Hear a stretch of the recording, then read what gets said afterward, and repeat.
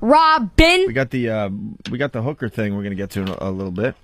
What a nice little story that is. A little local angle with Long Island. Us growing up there, kind of understand what these little places are about. I don't know if they have them in many other places. Do they? You've been around. The hot dog, it's the hot dog truck. The hot dog trucks. They're these trucks that are either like old time delivery trucks. They look like with like a little window and shelf cut in on the side so you could sell stuff out of it. Or sometimes they use little motorhomes or campers on the back of pickup trucks. That's an ice cream truck you go. Serves hot dogs. Looks like an ice cream truck. And sodas. That's it. And you get up there and you get a couple of hot dogs, bun, a little mustard, relish, whatever you want on it. You want to get Dean in for this story as we're moving in? Moving forward, it's Dean Edwards. This is Jimmy decided to bring Dean into the program. Look at you. Yes, taking initiative. You're producing more than Ben. That's nice. Wow. Bringing in stories, bringing in guests for us.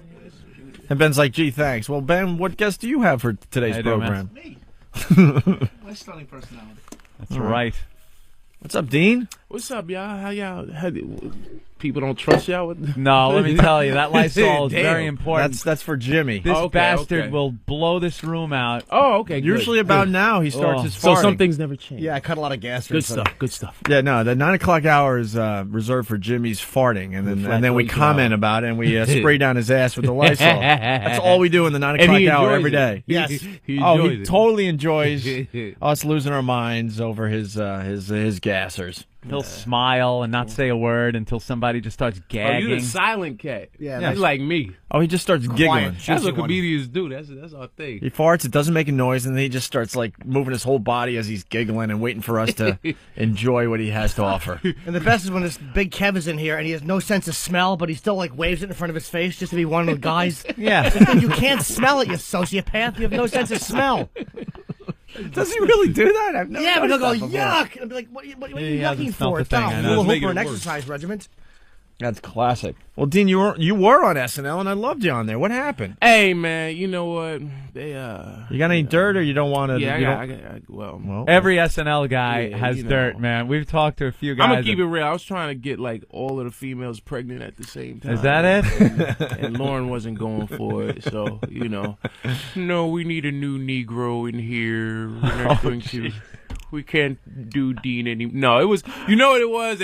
Jim, I like everybody else talking about it, but like it wasn't a good fit.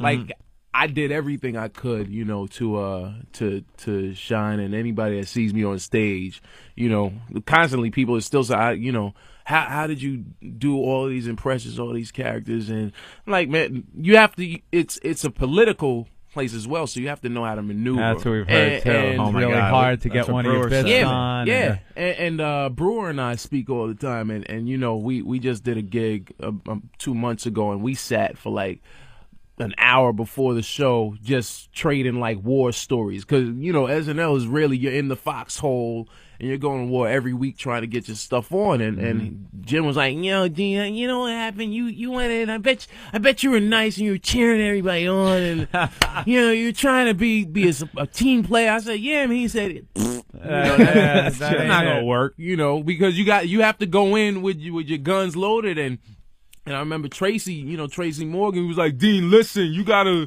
do your own thing. Let them know you're there.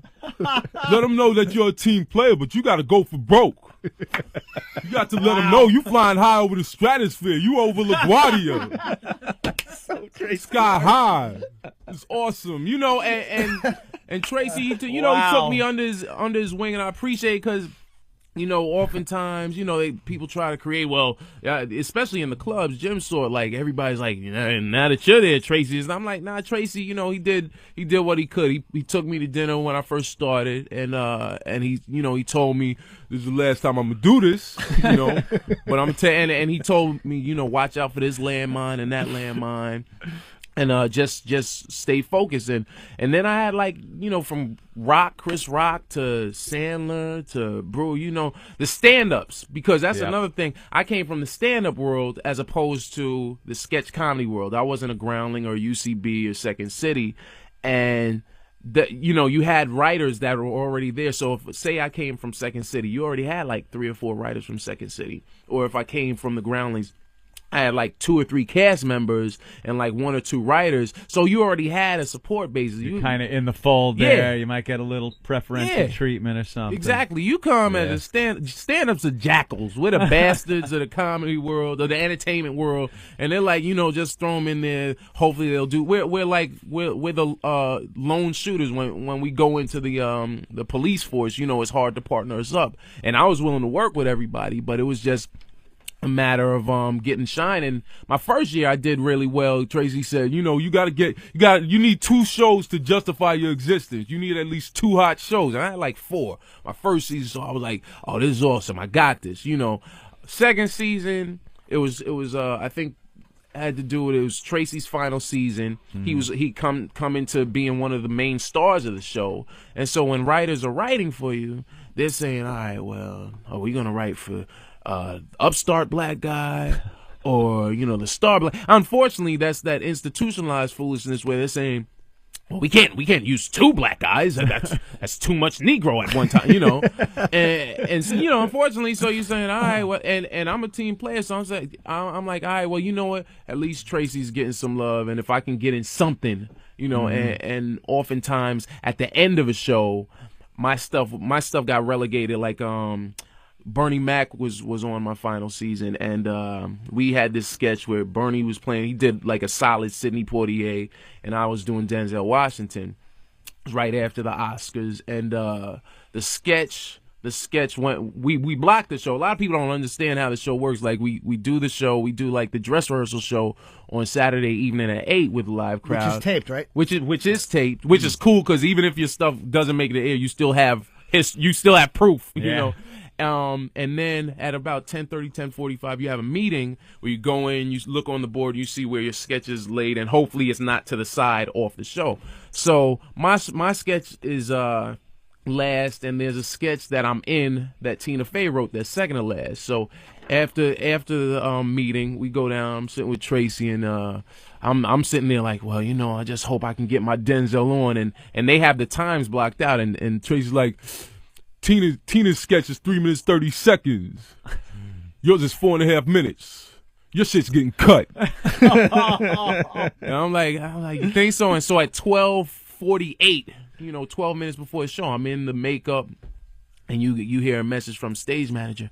Denzel Washington has been cut. We're going right to BT House of Suits, and you got to roll with it. And after we're walking out for good nights, and Bernie's like, "Don't worry, I got something for you." So I'm like, "You gonna take me on the road or something?"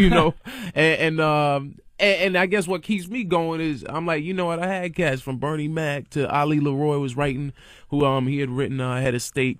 And they all were like, yo, you got it. You have nothing to worry about, And I'm a comedian first, so even if SNL is not a final place you're going to be. You go there, you do your 2 years, and you move on. Why do they never seem to know how to use black performers? I mean, when Ebersol was there with Eddie Murphy, it seemed like that was like a great chance to let a guy shine. Yeah. But it seems like they really... Chris Rock's a great example. I mean, he blew up after SNL. On that show. Blew up after SNL. They did not use him at all. I couldn't believe it was the same guy. I'm like, man, is this guy funny? But he just, except for a couple skits, he never shined in SNL. You know what? And didn't he warn you though, or tell you that? Well, Chris, my first season, Chris came into the Comedy Cellar, the watering hole, all the comics are hanging out down there. Love that place. And I'm excited because in my mind, I'm like, if I'm on the air, I'm good. I'm feeling happy because it's a mind screw because you're sitting around and you don't want to be you don't want to be in your dressing room with people walking by, ignoring, like not looking at you, like, oh geez, he's sitting in there miserable, because that's what happens. So you're happy just to be in the show. And we had Jack Black on the week before, the Saturday before. I'm in like 4 sketches, not really being used, but I'm there. Monday, Chris comes into the cellar. We're all hanging out.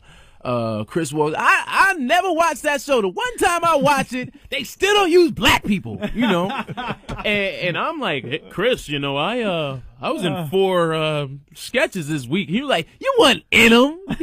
Yeah, you were there, but you weren't really in them. They ain't use you.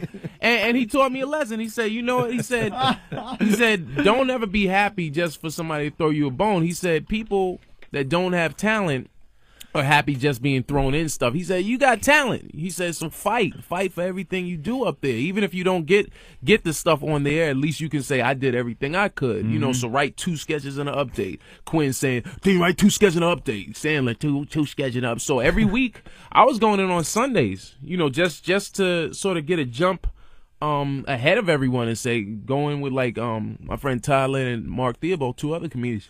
And we would just sit in there for a couple of hours so that by the time a host came in, I had something, you know, on the books that I could say, okay, I started working on this.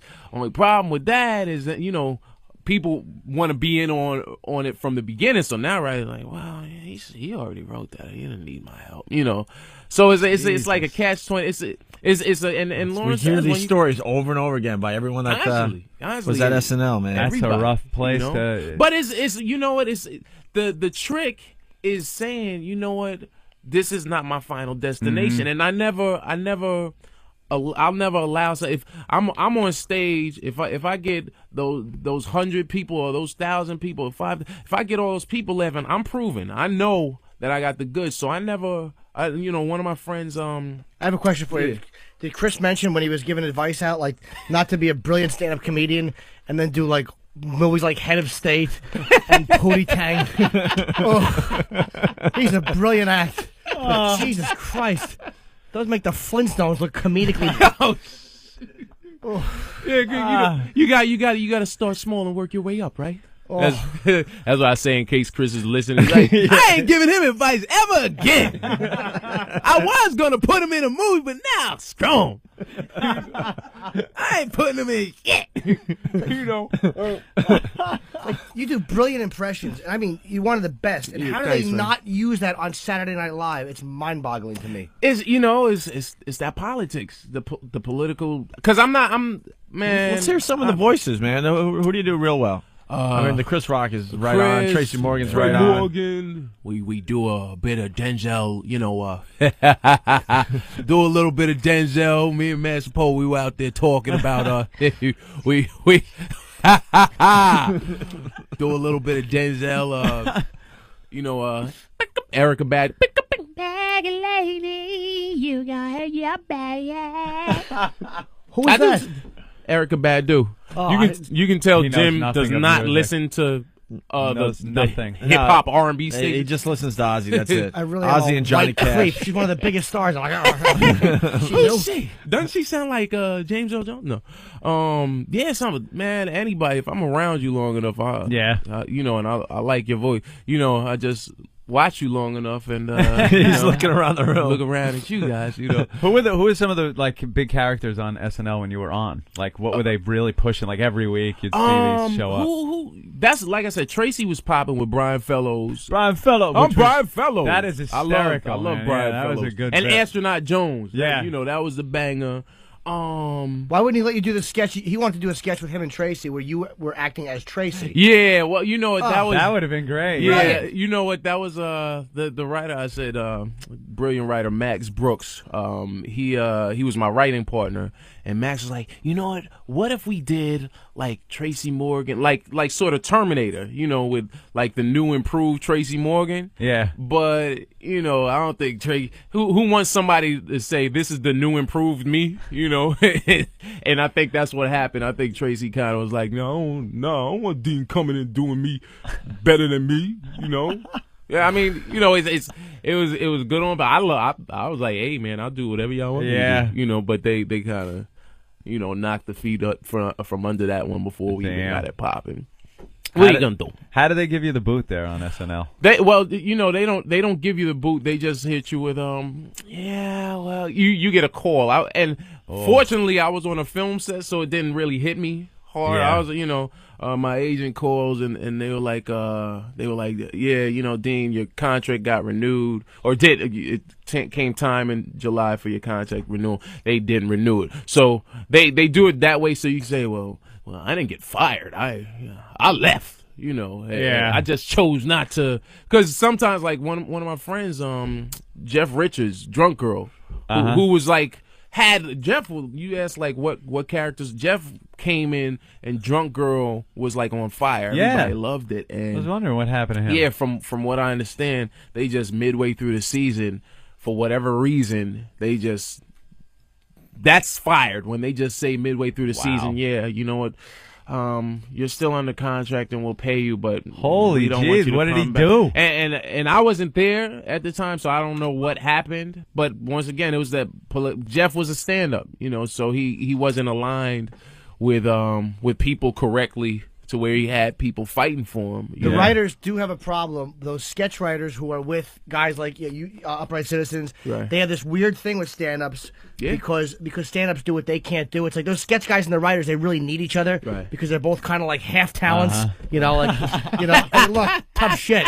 None of them have the balls just to stand up there, so they have like this weird resentment towards stand-up. Yeah, and you get you get that a lot. And I was the cat that was looking at his head full, so I was like, well, he doesn't not like me, he just doesn't want to talk to me, you know. And I killed everybody with kindness. I was walking around always knocking on people's doors and saying, yo, what's up? And also there were no black writers there my first year. You know, you can't tell people, here, this is, you know, write for this. And the only contact they've had, some people might have had with a black cat, is he's a cop or a janitor, because that's what they're gonna write, you know. And then you're gonna be the dude in the background that's sweeping, trying to look in the camera, so your mother says, "There's my baby," you know. Get some FaceTime. Yeah, you know, and oftentimes, Tracy said, he said, if you're not in the show, they're gonna use you for language, where they write something where someone's playing a hip character, so you'll get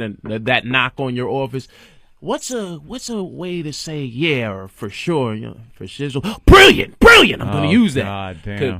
Could I get in that sketch? Yeah. I don't have a janitor this week, you know, and that's the natural Holy jeez, state man. of things. You know, you roll with it. You know, you say, and I remember Tracy said Eddie Murphy came to the show one time. He was doing Rosie O'Donnell, which taped down the hallway, and Eddie, after he taped Rosie, came in. They were blocking the scene, and Tracy's sitting there, and Eddie leans over to Tracy and says, I know you're miserable, and walked out. And so 20 years ago, you know, things haven't changed. And I think Eddie popped, A, because he's, you know, phenomenally talented, and B, because they were going through a period where they didn't know what really was going on. They had gone through like 2 different producers. Yeah, and the cast was, you know, just and the cast, a mess. you know, and That's when Ebersol was there. yeah, well, that was actually before they had that Gene woman, Domanian, yeah. you know, and then Ebersol came in, saw Eddie do something that popped, and he said, you know what, we need to focus more time on him. Is that why Murphy didn't come back for like that big 20th anniversary SNL had? He was like noticeably absent from this. Well, you know what, I heard, or 25th anniversary. Yeah, I heard one of the reasons, like, Eddie got kind of pissed with the show because you know, during the 90s when he was doing like Vampire in Brooklyn, you know, something I'm sure you have on DVD. Yeah. You know, that and Metro. No. They shot that in front of Blockbuster to cut down on shipping costs. Wow. That's a good one. They I guess, you know, Spade used to do the Hollywood Minute. And so one time they Spade was doing it, and they showed Murphy, and he said, "Look, kids, a falling star." And I heard Eddie didn't like that, because Eddie really saved the show. Yeah. Because the show was on the verge of getting totally canceled right before he popped. And, you know, once he popped, it became, you know, must-see viewing before they even called TV must-see TV, and he saved the show. So I think he probably felt a little slighted. Hell yeah. You know, by the time there was time, they were like, you know, yeah, we're having this 25th anniversary, and, you know, we were just kidding with you, Ed. You know, he's like, hey, whatever, I don't need y'all. You know, I make $20 million. You know, and kept it moving. You know, and so I, you know, and this is 30 years. So I wonder if he'll. It's been 30 years, man. So I don't watch the show anymore. Yeah, I'm not home. It's one I'm of not those home. things. Well, I'm not it's home, kind of, it'd probably be a little rough too. You know, you don't wanna, probably. Yeah, you don't want to listen. We didn't want to listen to radio. Oh, really? We got Really? that. Whenever you're off of whatever medium you want to be doing, Yeah. you just don't listen to it. It's depressing. Yeah, Like, yeah, that's true. Once you're done banging a chick, you don't run over and push her new boyfriend's cheeks and help her. Isn't she terrific? Yeah, man. So I haven't. I'm not home on Saturday nights for one. I'm out on stage, but B, it's like I'm like, yeah, I don't know if I feel because it's almost like a retired boxer. If you're watching a match and you're they should have done this. Oh, they could have. They're going on there with that joke. Oh, why is this going? You can't just watch it anymore. You're picking it apart. It's not going to be the same because you're gonna. Do you think it's good? Do you think they're going, this ain't funny. This sucks. That's why I don't watch it, so I don't have to answer that question. Daryl Hammond's the only guy I know on the show. Daryl's my only friend left on that show. Daryl, and I don't even know if Daryl's getting the light that I mean, this is I think his 10th season, and that's I guess what used to frustrate me because I'm like, this person is one of the stars of the show. Use him, Tracy's one of the stars of the show. Don't have him in just the black guy stuff, Right. I really think they try. I think Lauren tries to keep anybody from really being the standout because once they are, they leave. Right. Go on their own. Right. And I think I read, and he even acknowledged that he tries to keep people in check so they don't leave. Well, yeah, because that's what happened in the early years. He was after Chevy. It was a machine, man. Yeah. It was a Yeah. star-making Belushi, machine. John. Yeah. Tim Meadow. Oh, I like Tim But Meadow. Tim actually, what? I'm gonna defend Tim only because Tim actually has had a decent career considering he still works. True. He was in like 2 movies last year, and that's the trick. I think. Does Tim get drinks saying he's Don Cheadle? Oh, stupid. I love Jim Boogie Nights. Thank you. Might have been funny if my headphones didn't fall off and choke you. the mock drinking. But Tim, cats, what happened that when the first group of cats blew up off of that show, then you have that hype sort of to live up to, and even a cat like Tim Kazurinsky, who people. Jesus. Oh my God. Hey, Who is that? exactly. Now he was on. He came on when Eddie and Piscopo were on, but they did like 8 police academies. Now that's not right. That's not something to say, I'm a brilliant actor, but he stayed working. You know what I mean? So it's like once you get that SNL label on you, it's like, you're proven and people say, all right, you know what?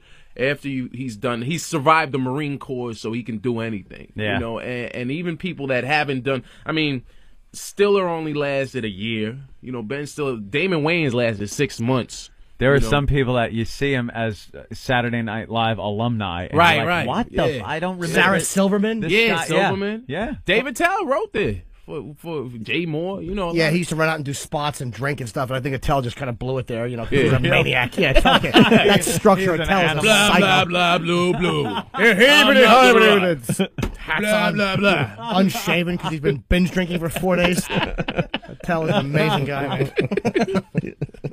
Ellen Cleghorn was on. Ellen had some success too because she had that ghetto character, that ghetto page character, and wound up getting a sitcom on WB or UP. You wouldn't have seen. If you don't know Erykah Badu, I know you never saw that show. No, I didn't even know Ellen was on SNL until somebody told me. Yeah, she had a sitcom for First year, 1 year on. No, she did 3. No, she was there a while. Yeah. She did a really good Robin Quivers Yeah. impression, too.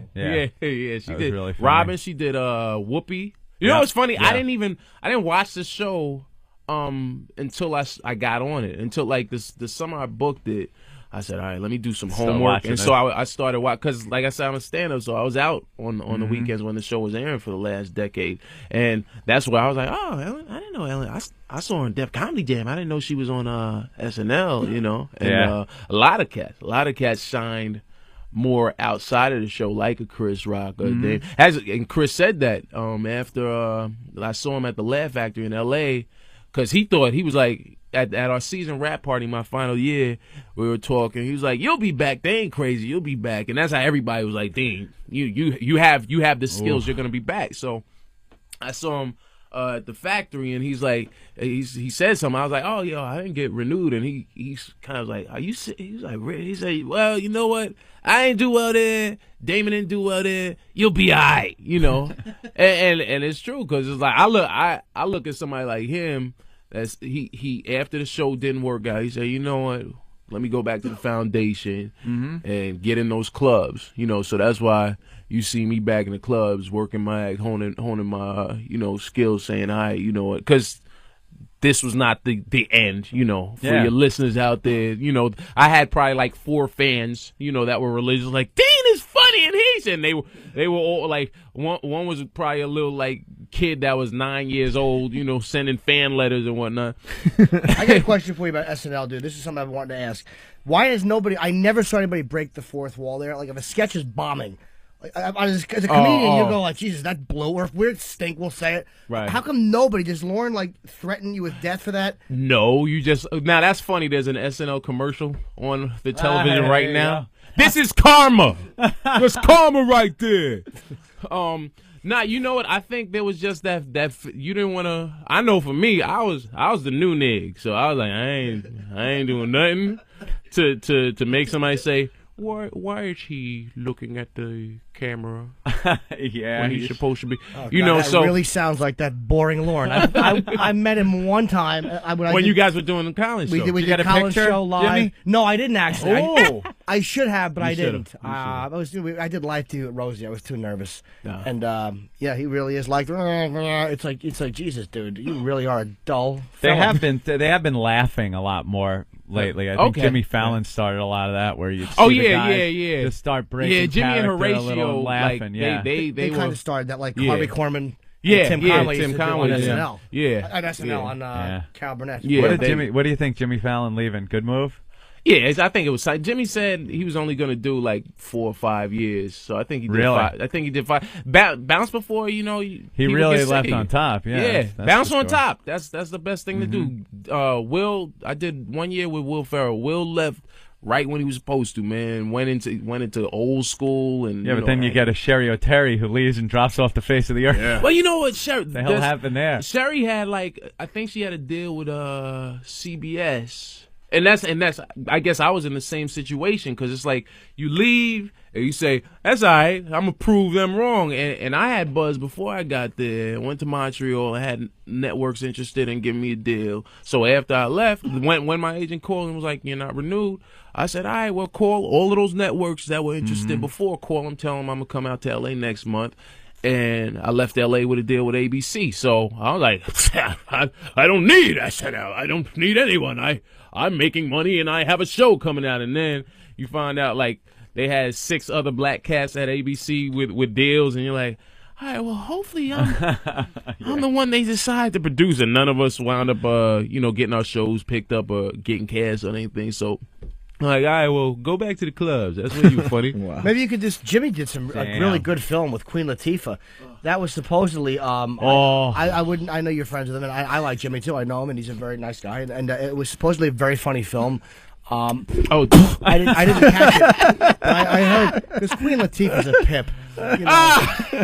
And but when her and Steve Martin team up, I mean, you just. They bring down the house. They really do. She says some funny stuff. He's an ass.